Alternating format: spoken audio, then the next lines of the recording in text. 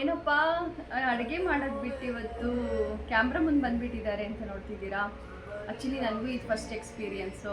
ಈ ಥರ ಕ್ಯಾಮ್ರಾ ನೋಡಿಕೊಂಡು ಮಾತಾಡ್ತಿರೋದು ನನ್ನ ಲೈಫಲ್ಲೇ ಫಸ್ಟ್ ಎಕ್ಸ್ಪೀರಿಯೆನ್ಸ್ ಅಂತ ಹೇಳ್ಬೋದು. ಇವತ್ತು ನಾನು ಬಂದಿರೋ ಉದ್ದೇಶ, ನಂದು ಯೂಟ್ಯೂಬ್ ಫಸ್ಟ್ ಪೇಮೆಂಟ್ ಬಂತು. ಆ ಖುಷಿನ ನಿಮ್ಮೆಲ್ಲರ ಜೊತೆ ಹಂಚ್ಕೋಬೇಕು.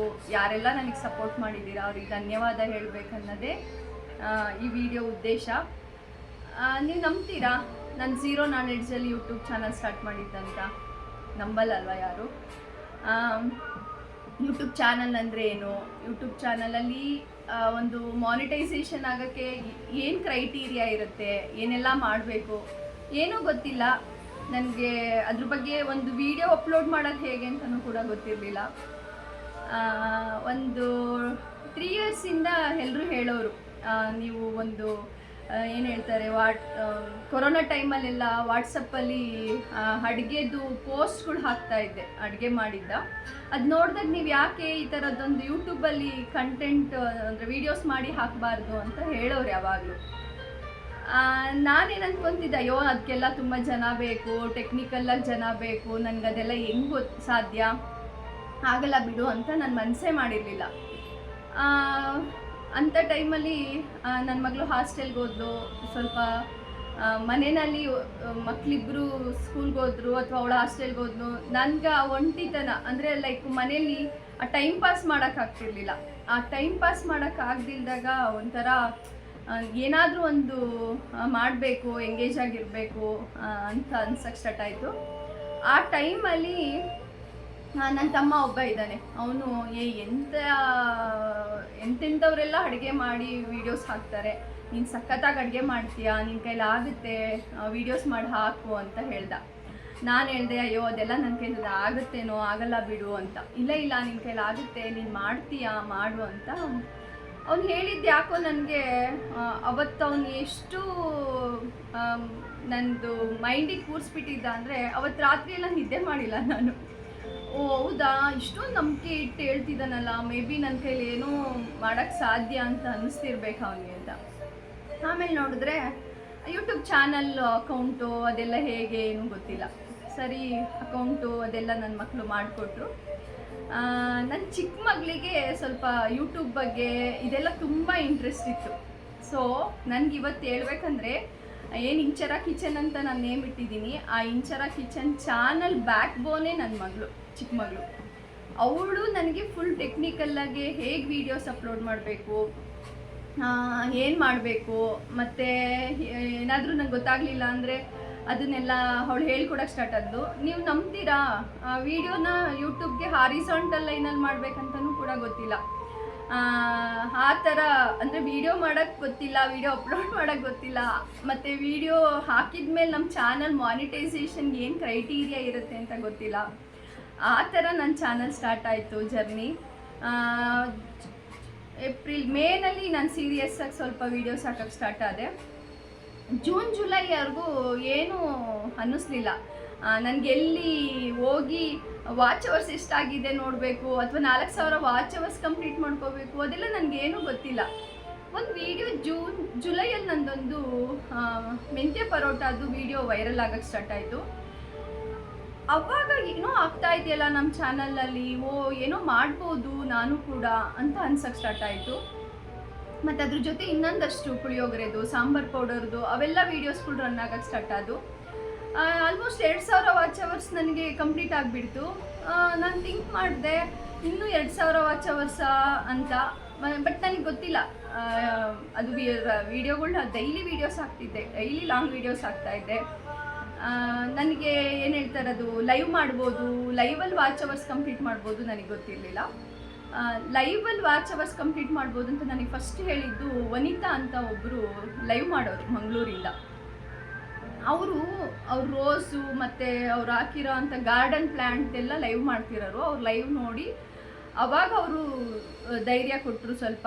ಮತ್ತು ಅವರು ಟುಗೆದರ್ ಲೈವ್ ತೊಗೊಂಡ್ರು ಅವ್ರು ತೊಗೊಂಡು ಹೇಳಿದ್ರು, ಲೈವ್ ಮಾಡೋದು ಹೇಗೆ ಹೇಳಿಕೊಟ್ರು. ಅದಾದಮೇಲೆ ನಾನು ಯಾವಾಗಲೂ ಗೆಳತಿ ಅಂತ ಹೇಳ್ತೀನಲ್ಲ, ಗಾನ್ವಿ ಅವ್ರದ್ದು ಚಾನಲ್ ಇದೆ. ಅವ್ರದ್ದು ಚಾನಲಲ್ಲಿ ಹೋಗಿ ಕೂತ್ಕೊಂಡು ಲೈವ್ ಮಾಡೋದು ಹೇಗೆ ಅಂತ ನೋಡೋಕೆ ಸ್ಟಾರ್ಟ್ ಆದೆ. ಇನ್ನೊಂದಷ್ಟು ಜನ ಲೈವ್ಗಳಿಗೆ ಹೋಗ್ತಿದ್ದೆ. ಸೌಮ್ಯ ಅಂತ ಒಬ್ಬರಿದ್ರು, ಅವ್ರ ಲೈವ್ಗೆ ಹೋಗಿ ಕೂತ್ಕೊಂಡು ನೋಡ್ತಾ ಇದ್ದೆ.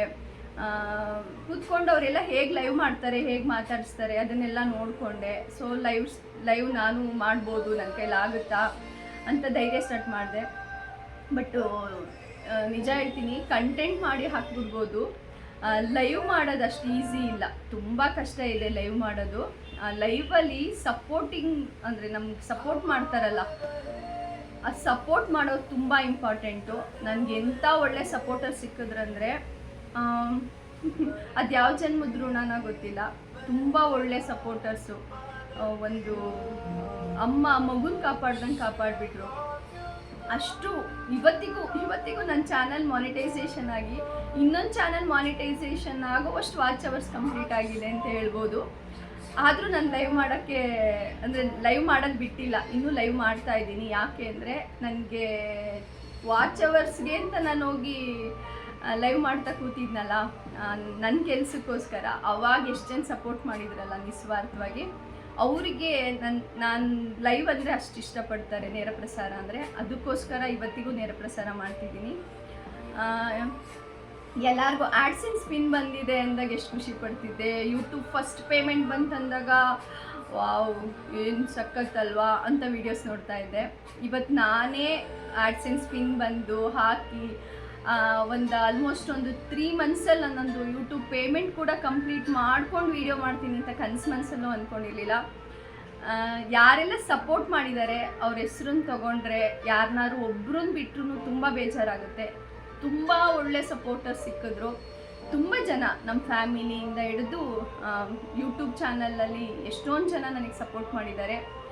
ಪ್ರತಿಯೊಬ್ಬರಿಗೂ ನನ್ನ ಮನಸ್ಸಿಂದ ಅವ್ರಿಗೆ ಧನ್ಯವಾದಗಳನ್ನ ಹೇಳ್ತೀನಿ. ಯಾವಾಗಲೂ ಹೇಳ್ತಿರ್ತೀನಿ ನಾನು ಅವ್ರಿಗೆ ಋಣಿಯಾಗಿರ್ತೀನಿ ಅಂತ. ಯಾರೆಲ್ಲ ಮೆಂಬರ್ಶಿಪ್ ತೊಗೊಂಡಿದ್ದಾರೆ, ಯಾರೆಲ್ಲ ಸೂಪರ್ ಚಾಟ್ ತೊಗೊಂಡಿದ್ದಾರೆ, ಯಾರೆಲ್ಲ ಇವತ್ತಿಗೂ ನನ್ನ ವೀಡಿಯೋಸ್ ನೋಡಿ ಸಪೋರ್ಟ್ ಮಾಡ್ತಿದ್ದಾರೆ, ಅವರೆಲ್ಲರಿಗೂ ನಾನು ಋಣಿಯಾಗಿರ್ತೀನಿ, ಥ್ಯಾಂಕ್ಫುಲ್ ಇರ್ತೀನಿ. ಮತ್ತು ನಂದು ಏನು ವೀಡಿಯೋಸ್ನ ಹಾಕ್ತೀನಲ್ಲ, ನಾನು ಫಸ್ಟು 1, 2, 3, 5, 10, 100 ಈ ಥರ ಏನು ಸಬ್ಸ್ಕ್ರೈಬರ್ಸ್ ಇದ್ದರು ಅವತ್ತು ಅವ್ರಿಗೆ ಖುಷಿ ಪಡಿಸ್ಬೇಕು ಅಂತ ಏನು ಅಂದ್ಕೊಳ್ತಿದ್ದೆ. ಇವತ್ತು 2000+, ಅದಿನ್ನೂ ಜಾಸ್ತಿ ಆಗಲಿ, ಲಕ್ಷಾಂತರ ಜನ ಸಬ್ಸ್ಕ್ರೈಬರ್ಸ್ ಆದರು. ನಾನು ಅದೇ ಇವತ್ತು ಏನು ಕನ್ಸಿಸ್ಟೆನ್ಸಿ ಮೇಂಟೈನ್ ಮಾಡಿದ್ದೀನಿ. ನಮ್ಮ ಚಾನಲ್ ಒಳ್ಳೊಳ್ಳೆ ರೆಸಿಪಿಗಳು ತುಂಬ ಸಿಂಪಲ್ಲಾಗಿ, ಯಾವತ್ತೂ ಅಡುಗೆ ಮಾಡೋಕ್ಕೆ ಬರಲ್ಲ ಅನ್ನೋರು ಕೂಡ ಅಡುಗೆ ಮಾಡ್ಬೋದು, ಅಷ್ಟು ಸಿಂಪಲ್ ರೆಸಿಪಿಗಳನ್ನ ಹಾಕ್ತಾಯಿರ್ತೀನಿ. ಔಟ್ಸೈಡ್ ಹೋಗಿದ್ದು ಕೆಲವೊಂದು ವೀಡಿಯೋಸ್ ಹಾಕ್ತಾಯಿದ್ದೀನಿ. ಒಂದು ತಾಯಿ ಒಂದು ಮಗುನ ಹೇಗೆ ಬೆಳೆಸ್ಬೋದು ಹಾಗೆ ತುಂಬ ಪ್ರೀತಿಯಿಂದ ಶಕ್ತಿ ಮೀರಿ ಈ ಚಾನಲ್ನ ಬೆಳೆಸ್ತಾ ಇದ್ದೀನಿ. ಅದಕ್ಕೆ ಒಂಥರ ಒಳ್ಳೆ ಸಪೋರ್ಟರ್ಸ್ ಸಿಕ್ಕಿದ್ದಾರೆ. ಅವರೇ ನನಗೆ ಸ್ಫೂರ್ತಿ. ನನ್ನ ವೀಡಿಯೋಸ್ ನೋಡಿ ಕಮೆಂಟ್ ಹಾಕ್ತಾರಲ್ಲ, ಅವ್ರು ನನಗೆ ಸ್ಫೂರ್ತಿ. ಇವತ್ತೇನು ನಂದು ಚಾನಲ್ ಮಾನಿಟೈಸೇಷನ್ ಆಯಿತು, ಯೂಟ್ಯೂಬ್ ಪೇಮೆಂಟ್ ಕಂಪ್ಲೀಟ್ ಆಯ್ತು ಅಂತ ಖುಷಿ ಹಂಚ್ಕೊಳ್ತಿದ್ದೀನಲ್ಲ, ಅದೆಲ್ಲದ್ರಿಂದ ಅವರು ಸಪೋರ್ಟ್ ಇದೆ, ಅವ್ರ ಶಕ್ತಿ ಇದೆ, ಅವ್ರ ಸ್ಫೂರ್ತಿ ಇದೆ. ಅವರೆಲ್ಲರಿಗೂ ಥ್ಯಾಂಕ್ಸ್ ಹೇಳಬೇಕು ಅಂತ ನಾನು ಈ ವಿಡಿಯೋ ಮಾಡಿದ್ದು. ಫಸ್ಟು ನಮಗೆ ಯೂಟ್ಯೂಬ್ ಪೇಮೆಂಟು $100 ಕಂಪ್ಲೀಟ್ ಆದಾಗಲೇ ನಮಗೆ ಪೇಮೆಂಟ್ ಕೊಡೋದು. ಅದಾದಮೇಲೆ ಇನ್ನೂ ಎಕ್ಸ್ಟ್ರಾ ಆಗುತ್ತೆ, ಅದನ್ನು ಕೊಡ್ತಾರೆ. ಬಟ್ ಏನು ಹೇಳೋದು, ಅದಾದಮೇಲೆ ನಮಗೊಂದು ಇಮೇಲ್ ಬರುತ್ತೆ. ಇಮೇಲ್ ಬಂದಾದಮೇಲೆ ಅವರೊಂದು ಇಮೇಲಲ್ಲಿ ಹಾಕಿರ್ತಾರೆ ಇನ್ನೊಂದು, ಅಂದರೆ ನಮ್ದು ಯಾವಾಗ ಯೂಟ್ಯೂಬ್ ಪೇಮೆಂಟ್ ಕಂಪ್ಲೀಟ್ ಆದ್ರೂ ಒಂದು ಮಂತಲ್ಲಿ 21st 25th ಒಳಗೇ ನಮ್ಗೆ ಅಮೌಂಟ್ಗಳ್ನ ಅವರು ಹಾಕೋದು. ಹಾಕಿ ಆದಮೇಲೆ ಒಂದು ಇಮೇಲ್ ಹಾಕ್ತಾರೆ. ಇಮೇಲ್ ಹಾಕಿ ನಮಗೊಂದು ಹೇಳಿರ್ತಾರೆ, ಒಂದು 15 ಡೇಸಲ್ಲಿ ನಿಮ್ಗೇನಾದರೂ ಅಮೌಂಟ್ ಕ್ರೆಡಿಟ್ ಆಗಿಲ್ಲ ಅಂದರೆ ನೀವು ಬ್ಯಾಂಕ್ನ ಹೋಗಿ ಕಾಂಟ್ಯಾಕ್ಟ್ ಮಾಡಿ ಅಂತ. ನನಗೆ ಆ ಥರ ಇಮೇಲ್ ಬಂದು ಒಂದು 2-3 ಡೇಸಲ್ಲೇ ನನಗೆ ಅಮೌಂಟ್ ಬಂತು.